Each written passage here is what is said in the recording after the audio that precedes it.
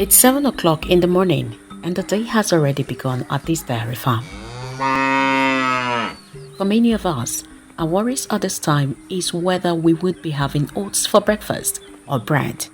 For Ahmed, he has to decide which cows to milk.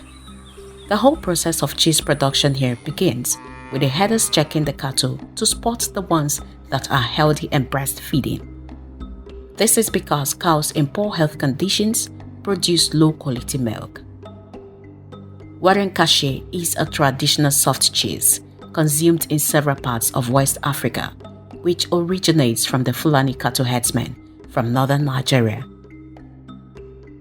Ahmed has been working at this 60-year-old farm all his life. In fact, he has been a herder since he was 4 years old. Right from the young age of 4, Fulani boys are usually given their own herd to take care of so they can get into the business as early as possible. The boys are so familiar with their cattle that they've even given them names.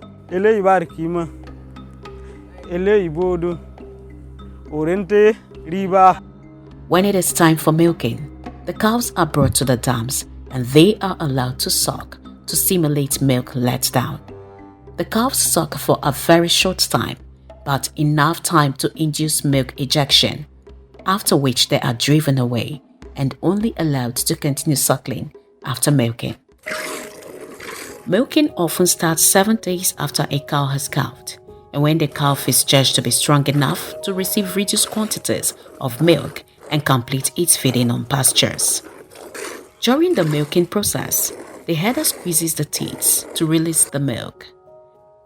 To avoid a kick in the guts, aggressive cows are restricted from hurting the person milking by tying their 2 rear legs together with a rope. Thankfully today, the cows are cooperating. The quality of milk a cow produces depends on so many factors like food, age, climate, stress level, and the health condition of the cow.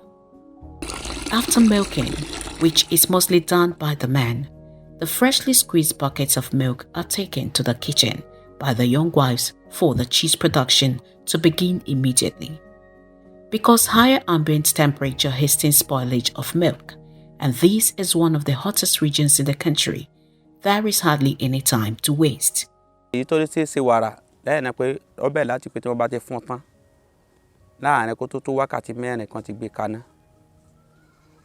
lẹ́yìn tó bá pẹ́ jù ní kọ́mọjọ́ bí wákàtí 5 bá ti gbé kaná bá yọ jà dáadáa wọ́n rí bí fi ṣe wàrà jíjẹ. At the kitchen, the women pound the Sodom apple leaf, which is called bambambele in the native Fulani language. This leaf is a coagulant used to form the curds. The coagulant causes the milk protein to aggregate and ultimately transforms the fluid milk to a semi-solid mass. The Sodom apple leaf is sourced from a nearby bush by the little boys. Plucking fresh leaves is crucial as the quality of the cheese is determined by the quality of the coagulant. The leaves are plucked off the stem, pounded with a stone pounder, and then rinsed into the milk to release the juice extract. The leaves are then strained out and the pots set on fire. The milk will be boiled for about 20 minutes to inactivate the plant enzyme responsible for the curdling. The resulting cheese quality depends not only on the quality of the coagulant, but also the temperature, acidity, and calcium content of the milk. When the curds are properly formed, the cheese is cooked in bits into these raffia cones, and the dense cheese forms as water drips out. The cone is responsible for the shape the cheese takes. The cheeses are then stored in a bucket containing whey water until they are sold. The water serves as a preservative for the cheese. These cone-shaped cheeses end up getting sold as light bites on the streets. For bigger and round cheeses, they are poured into colanders to get the round shape. The rest of the milk not made into cheese is sold out to the ice cream and yogurt factories, and some are even exported abroad.